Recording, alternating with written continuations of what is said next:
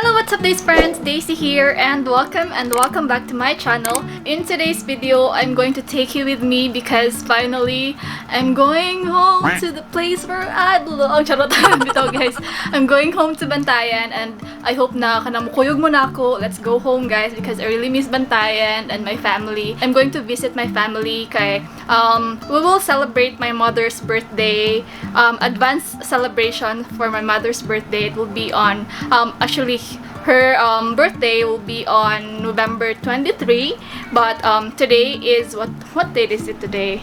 It's November 6 and November 7 we mag-celebrate together with her co-teachers from Bunakan. So mo na siya guys. And I'm gonna share with you ang mga process na akong mapag-agian kay karon ang pag-travel karon kay dili gid basta-basta no na maka-travel gid ta.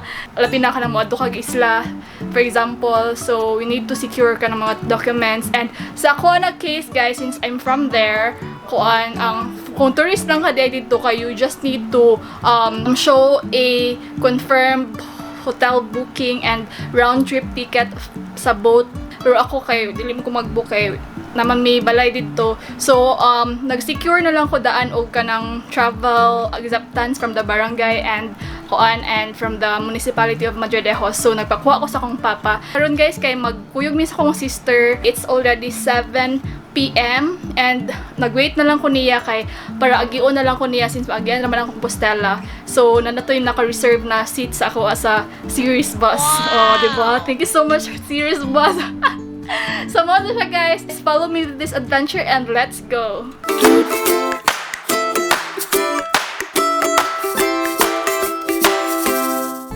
Sakay mi sa series bus na direct going to Bantayan Island. So I'm with my sister na siya dito and karon ako nakasakay balik og series na padung sa Bantayan Island. Look at this guys. Oh, social distancing na siya. Amazing. So yeah guys, mag-wait kami until 1 AM. Kay 1 AM pa man ang first trip padung sa Santa Fe.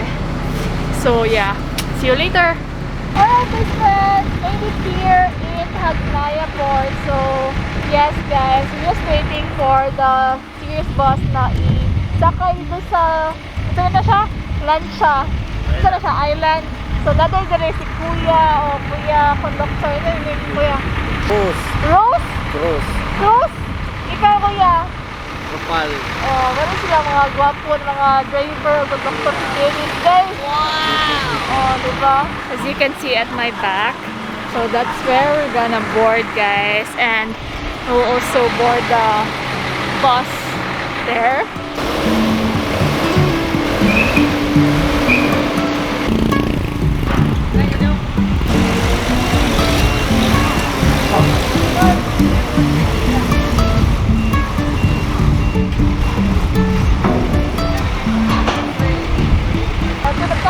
Sakay na ni kuya.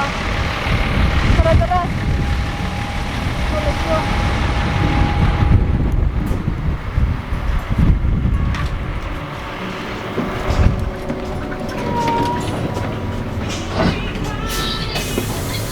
One hour later.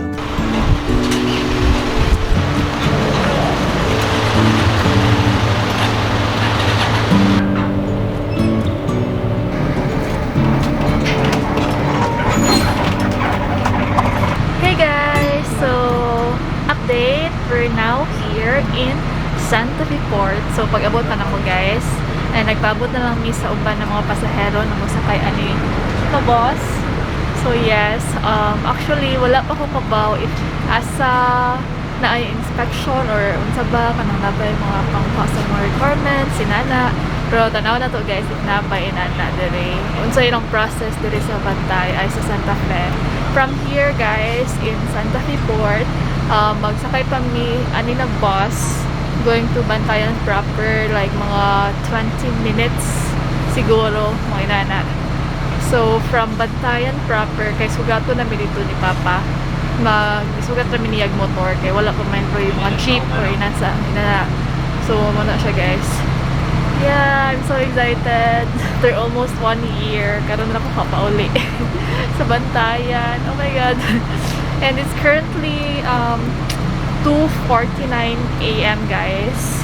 Nagigikan mi sa Compostela mga 8:30. So man na siya. Ang lakadugar ra gud sa biyahe kay ang magkuwat. Like naabot mi sa Hagnaya Port kay mga 11 pa. Yeah, ang biyahe first trip sa Lancia is 1 AM. So muna siya dugay kayo. But anyways, okay na siya kay para at least makabisit lang ni sa ang family. Baka naugon ni kay siguro mag-register and check. Wala. Asa man imong kuan oy? Kani. Upon arrival, you'll see this washing area here. So mag-wash their hands. And then, masud mi dito guys kay para ma-check nila ang amuang kuan requirements or unsa. Here, have my ID and we'll check your temperature. 36.5. Direct na priority number, ma'am. Sila pa. Nakaging? Nakada. Atura. So guys, nanamiss sa sud sa waiting area, sa arrival area. Arrival area ba tawag ano? Dito sa Santa Fe. So yeah, we need to sign this travel and health checklist. Kasi na dire. They will check if you're experiencing the following: sore throat, body ache, yung mga symptoms sa COVID. Hindi na siya. Ano na siya mga tao, niya. And 2 days na kita te? yes, 2 days. Mabalik yung dayon pa. And then another day, ang mga passenger, they will check their. So we need to fill up this travel and health checklist, and then after here, once you sign this paper here, and then what to ka dito sa counter kay para mag-interview or mag-once. Well, anyways, I will walk you through all the process here. So yeah, Password ko ya. kami na lang nabilin or the last passenger. Last but not the least. So yes guys, we're still waiting for our turn because my number is passenger 55. And then what do we dito guys sa counter is they will check some requirements and maybe they'll just interview or anything like that. It's my turn guys. Here.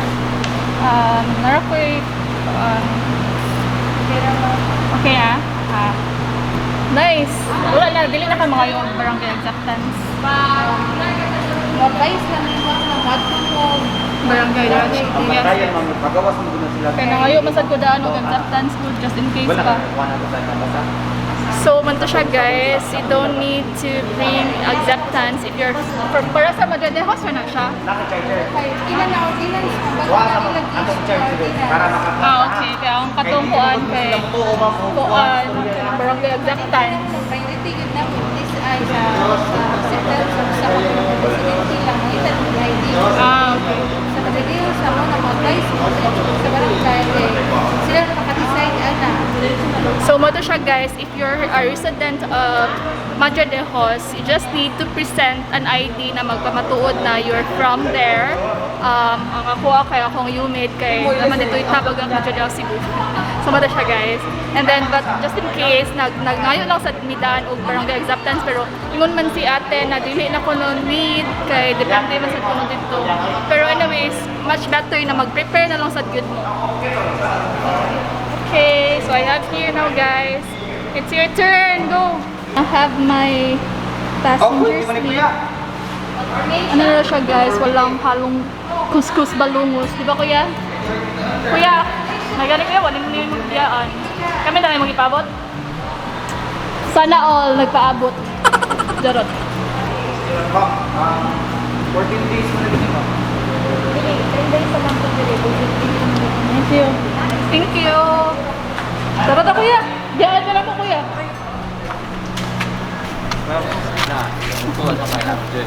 Okay na kuya. Sige, thank you. So guys, nakabalik na mi sa bus and padung na mi sa Bantayan proper.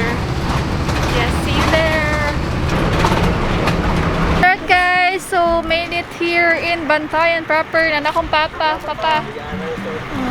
Magmotor kami guys from Bantayan to our home. So see you there guys. Among balay. Hello, what's up these friends? I'm finally home after almost 7 hours or 8 hours. So finally kay naabot na ko. Thank God for a safe travel, land travel. So muna to siya guys ang mga process na inyong mga pang-agian. So wala na gyud kay siya ikuti na karon kay MGCQ naman ta sa province of Cebu. Yeah. And then kuan basta muna to siya abot nimo sa Santa Fe kung taga Bantayan Island ka kay you just need to present o kung within the province of Cebu ra sa kagikan ha. So mura na siya akong na-experience. So mo to siya imo ipakita ang imuhang ID lang akong ipakita kay Humid nako na ID which na ditoy address nako which is tabaga man sa Cebu. And then mo to siya guys and then para sure lang sa yun so magpakuha na lang sad mo og kanang acceptance or certificate of acceptance sa inyong barangay or sa municipality sa Madridejos kay lahi-lahi mo daw siya og EO sa Madridejos lang kay mo to siya niya. Pero giabot nimo sa ano guys sa Santa Fe kay wala na gipangayo ang acceptance letter kuan ra ang gipangayo sa ako katong ID ra niya fill up ra to katong mga katong health and travel and health checklist.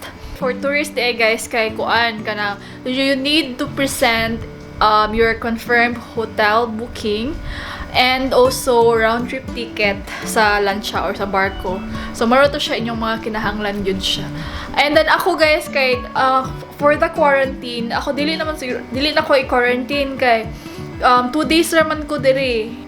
Karon kay Sabado, tomorrow, Sunday evening, kay mo balik na sad ko sa Cebu. Kay work naman sad ko balik. At least makaka-visit lang ko sa akong family. And yeah. So, more to siya guys. I hope na naka-idea mo ani na video or kuan, nagayaran mo, bisag kuan, maka-idea lang muna kung saan mga pag-agian, kung kuan pa ba, strict pa ba, or unsa. So, more to siya guys. So, I will end my vlog here. Hope you guys enjoyed this video. If you do, please give a thumbs up and make sure to subscribe to my channel if you haven't already. If you're already subscribed, please hit the notification bell below para ma-notify ka mo if I have a new upload. Yes, and also guys, please make sure to follow my other social media accounts. I have Instagram and Facebook. My Instagram is at iamdaysee and my Facebook page is Daisy. Yes, so thank you so much for watching. Bye guys! Matug na ko. It's already 5 AM. Yes. Good night. Bye-bye!